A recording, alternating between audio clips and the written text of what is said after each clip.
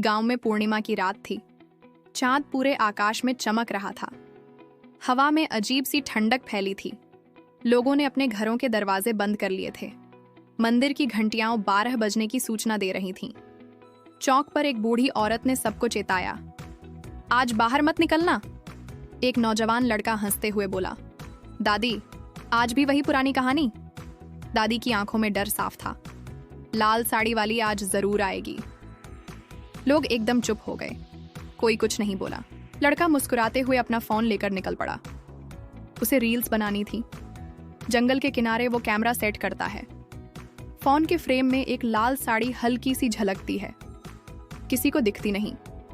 पक्षियों की आवाजें अचानक बंद हो जाती हैं। पेड़ धीरे धीरे हिलने लगते हैं। लड़का अपना स्क्रिप्ट पढ़ रहा होता है। पीछे कोई छाया खड़ी होती है। उसका कुत्ता जोर से भौंकता है। वो पलट कर देखता है। कुछ नहीं होता। वो फिर से कैमरा चालू करता है। पीछे हल्की सी हंसी की आवाज आती है। लड़का रुक जाता है। ये आवाज कहाँ से आई? कैमरा स्क्रीन पर कुछ धुंधला दिखाई देता है। वो प्लेबैक चालू कर देखता है। झूम करते ही एक औरत का चेहरा, सफेद आंखें और लाल साड़ी। लड़का घबरा जाता है। कैमरा गिर जाता है। हवा और तेज हो जाती है। एक पीपल का पेड़ झुक जाता है, जैसे किसी ने पकड़ रखा हो। लड़का भागने लगता है। पीछे से कोई कहता है, रुको। वो नहीं रुकता, तेज भागता है। उसके कदमों की आवाज रिकॉर्ड हो रही होती है। वो एक पुराने पुल पर पहुंचता है। रात और गहराती जाती है। पुल पर उसका फोन बजने लगता है। स्क्रीन पर नाम आता है, अनजान कॉलर। वो कॉल उठाता है। आवाज आती है, क्या तुम मुझे देख सकते हो? वो चिल्लाता है, तुम कौन हो? सामने से सिर्फ एक हंसी, वही लाल साड़ी वाली। वो फोन फेंक देता है। फोन टूटकर स्क्रीन पर सिर्फ एक शब्द, पूर्णिमा। पुल के नीचे से लाल रोशनी उठने लगती है। उसका चेहरा पीला पड़ जाता है। एक पेड़ के नीचे छुपी चुड़ैल उठती है। उसकी आंखें पूरी सफेद, खून से सने पैर। लड़का भागने की कोशिश करता है। उसकी सांसें तेज हो रही होती हैं। वो जंगल में भटक जाता है। चारों ओर अंधेरा और कहीं कहीं लाल साड़ी की झलक। किसी ने उसका हाथ पकड़ लिया। बर्फ जैसा ठंडा, मजबूत। वो जोर से चिल्लाता है, बचाओ। एक और हंसी, इस बार बहुत पास। वो एक हवेली के पास पहुंचता है। दरवाजा खुला होता है। वो अंदर चला जाता है। हवेली में सब कुछ धूल से भरा हुआ। एक पुरानी तस्वीर जिसमें वही लाल साड़ी वाली औरत। वो तस्वीर उठाता है। नीचे लिखा होता है, अंतिम शब्द, पूर्णिमा। अचानक हवेली का दरवाजा बंद हो जाता है। अंदर का तापमान बर्फ जैसा हो जाता है। वो धीरे धीरे अंदर बढ़ता है। पीछे से एक परछाई गुजरती है। वो चौंकता है, पलट कर देखता है। कुछ नहीं। एक खिड़की से चांद की रोशनी अंदर आती है। उस रोशनी में एक औरत दिखती है। हवा में तैरती हुई उसका चेहरा धीरे धीरे पास आता है। उसकी आंखों से खून बह रहा है। लड़का पीछे हटने लगता है। उसके पैर किसी चीज से टकरा जाते हैं। एक पुरानी घंटी अचानक बज उठती है। चुड़ैल की चीख और हवेली गूंज उठती है। हवेली की दीवारों पर पुरानी दरारें उभर आई थीं। हर कोना जैसे किसी दर्द को समेटे खड़ा था। लड़का धीमे धीमे कदमों से भीतर बढ़ा। दीवारों पर टंगी तस्वीरें खुद ब खुद हिलने लगीं। एक तस्वीर गिरती है। उसके पीछे कुछ लिखा है। उस पर लिखा था, जिसने देखा वो गया। उसका दिल तेजी से धड़कने लगा। पीछे से फर्श पर खरोंचने की आवाज आती है। वो पलट कर देखता है। वहां कुछ नहीं। छत से पानी टपकता है, लेकिन उसका रंग लाल है। एक पुराना झूला अपने आप हिलने लगता है। वो झूले की तरफ बढ़ता है और अचानक रुक जाता है। झूले पर कोई बैठा है, सिर्फ परछाई। वो कांपते हुए पास जाता है। परछाई गायब हो जाती है। हवा का झोंका दरवाजे को जोर से बंद कर देता है। कमरा अचानक और अंधेरा हो जाता है। लड़के की जेब में रखा ताबीज चमकने लगता है। वो ताबीज निकालता है। वो गर्म हो गया है। ताबीज की चमक से दीवार पर कुछ लिखा दिखता है, पूर्णिमा की रात, सब लौटते हैं। वो दरवाजा खोलने की कोशिश करता है, पर वो बंद है। कहीं दूर से किसी के रोने की आवाज आती है। वो आवाज की तरफ बढ़ता है। एक गलियारा, बहुत लंबा और अंधकारमय। हर कदम पर जमीन चरमराती है। अचानक सामने एक लड़की दिखती है। सफेद कपड़ों में उसकी आंखें बंद हैं। हाथों में लाल साड़ी पकड़ी है। वो लड़की बोलती है, तुमने क्यों आकर सब जगाया? लड़का पीछे हटता है। लड़की हवा में घुल जाती है। कमरे की घड़ी उल्टी दिशा में चल रही है। हर दीवार से फुसफुसाहटें आ रही हैं। उसके पीछे दरवाजा अपने आप खुलता है। वो हिम्मत करके अंदर जाता है। ये एक पुराना कमरा है। हर कोना धूल से भरा, बीच में एक पुराना बक्सा रखा है। वो बक्सा खोलता है।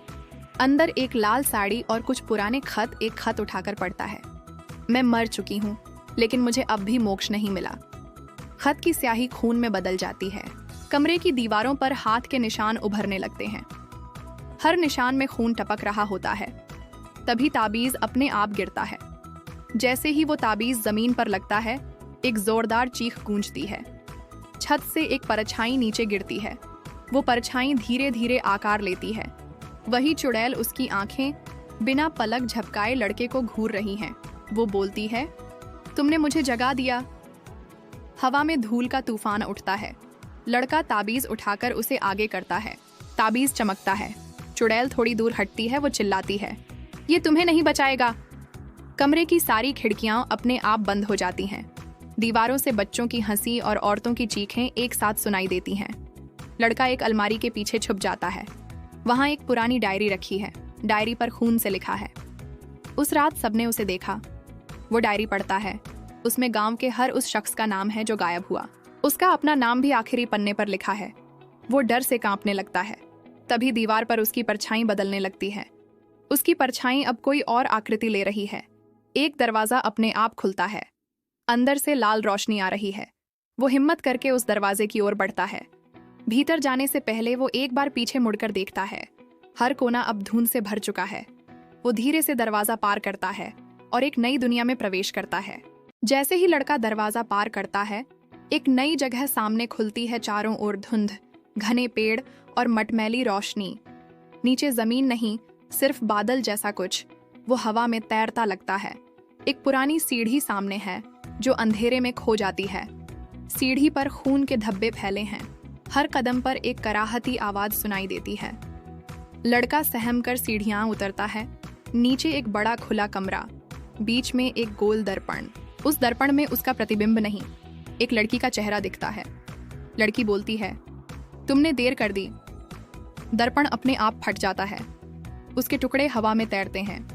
हर टुकड़े में अलग अलग आत्माएं, किसी के बिना सिर, किसी के खुले मुंह। एक आत्मा कहती है, हमें यहां से निकालो। कमरे की दीवारें खुद ब खुद चलने लगती हैं। छत से उलटी घड़ियां लटक रही हैं जो टिक टिक नहीं करती। लड़का चारों तरफ देखता है। अब कोई रास्ता नहीं। एक कोना अचानक रोशनी से जगमगा उठता है। वहां एक पुराना झरोखा खुलता है। झरोखे से एक औरत की परछाई। लड़का धीरे धीरे उस तरफ बढ़ता है। जैसे ही पास आता है, परछाई जमीन पर गिरती है और उसमें से वही लाल साड़ी वाली उठती है। उसकी आंखें लाल, बाल खुले और चेहरा एकदम स्याह। वो गुस्से में कहती है, तुम सब मेरी गलती का बदला हो। लड़का कांपता है, तुम कौन हो? वो धीरे धीरे उसके पास आती है। मैं थी कभी इस हवेली की बेटी। एक फ्लैशबैक शुरू होता है। पुरानी हवेली।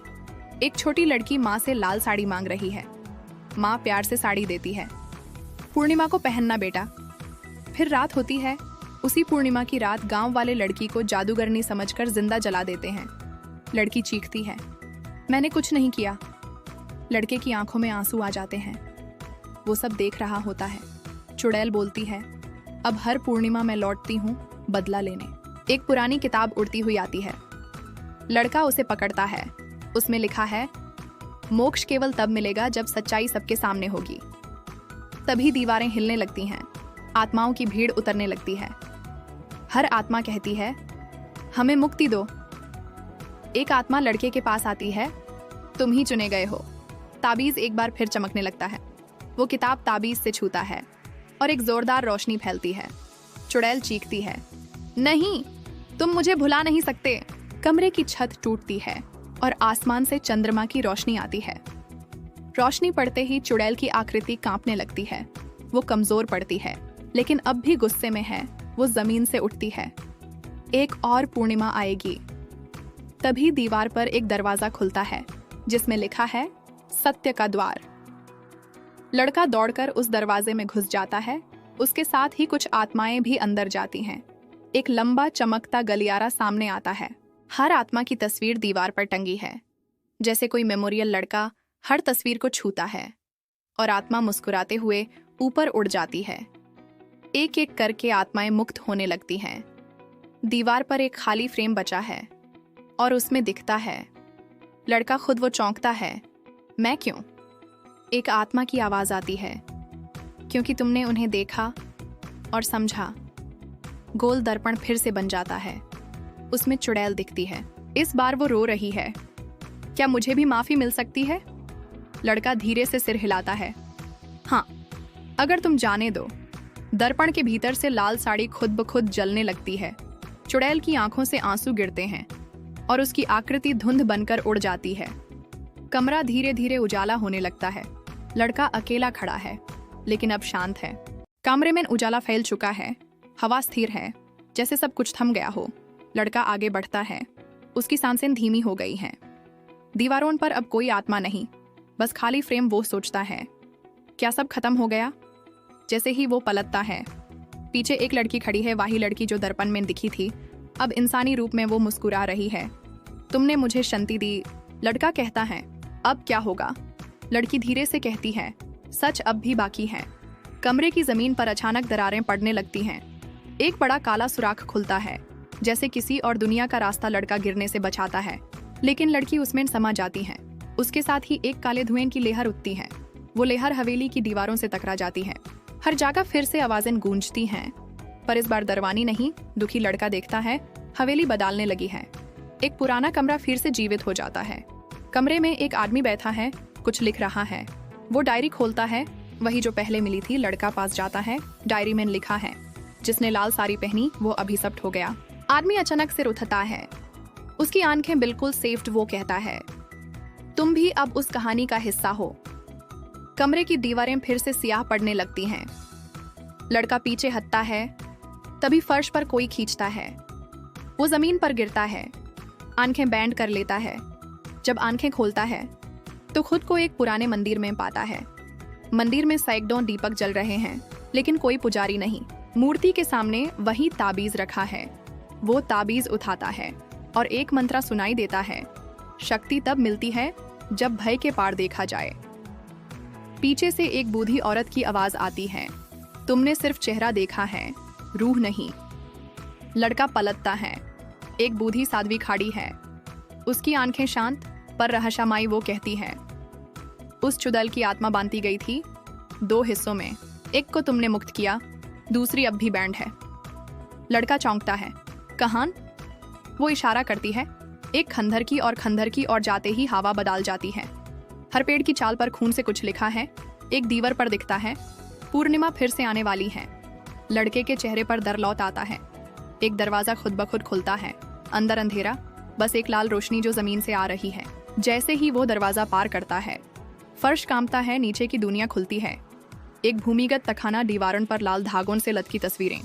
हर तस्वीर में वही चेहरा, पर यह चेहरा अलग है, ज्यादा खतरनाक, ज्यादा गुस्से वाला। लड़का बुड़बुड़ाता है, यह तो वही है, लेकिन डरावना रूप। एक टेबल पर एक लाल साड़ी पड़ी है, लेकिन यह नई है। साड़ी को छूते ही उसकी आंखों में दृश्य आने लगते हैं। लड़की रो रही है, उसे जंजीरों से बांधा गया है। किसी ने उसके साथ विश्वासघात किया था और उसे जिंदा दफन कर दिया गया। लड़के के शरीर में कंपन होने लगता है। एक परछाई कमरे में उभारती है। अब तक की सबसे भयानक आकृति, उसके बाल हवा में उड़ रहे हैं, चेहरा आग जैसा चमक रहा है। वो बोलती है, तुमने मुझे भूला, अब भुगतो। कमरा आग की लपटों में घिर जाता है। दीवारें पिघलने लगती हैं। लड़का भागता है, पर हर दरवाजा बैंड हो गया है। वो फिर ताबीज को ऊपर उठाता है, लेकिन अब वो काम नहीं कर रहा। तभी एक धीमी आवाज आती है, वही साध्वी की दर से नहीं, माफी से जीत होगी। लड़का हिम्मत करता है, परछाई की तरफ बढ़ता है। वो कहता है, मैं जानता हूँ तुम्हारे साथ गलत हुआ, मैं माफी मांगता हूँ। परछाई कांपती है, जैसे भावुक हो गई हो। आंखों से लाल आंसू निकालते हैं और आकृति शांत होने लगती है। लाल साड़ी हवा में उड़ती है और धीरे धीरे राख बन जाती है। कमरे की आग बुझ जाती है और सब कुछ शांति में बदल जाता है।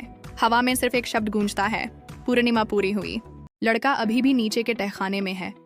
चारों तरफ राख बिखरी पड़ी है। हवा में अब कोई डर नहीं, सिर्फ सन्नाटा। वो धीरे धीरे बाहर की ओर बढ़ता है। जैसे ही तहखाने से निकलता है, चांदनी तेज हो गई है। पूर्णिमा का आखिरी पल चल रहा है। वो मंदिर की ओर वापस लौटता है।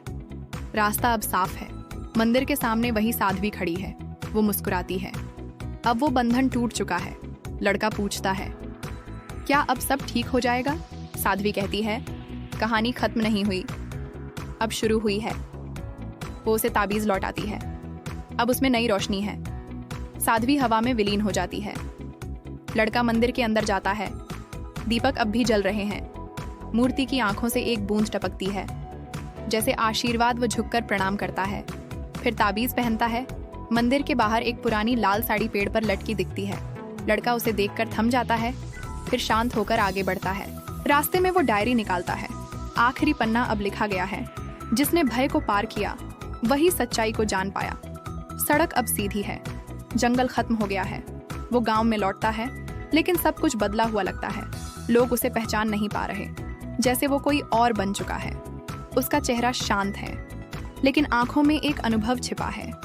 वो उस हवेली की ओर आखिरी बार देखता है, जो अब सिर्फ एक खंडहर है। हवेली के ऊपर से एक लाल धुंध उठती है और हवा में घुल जाती है।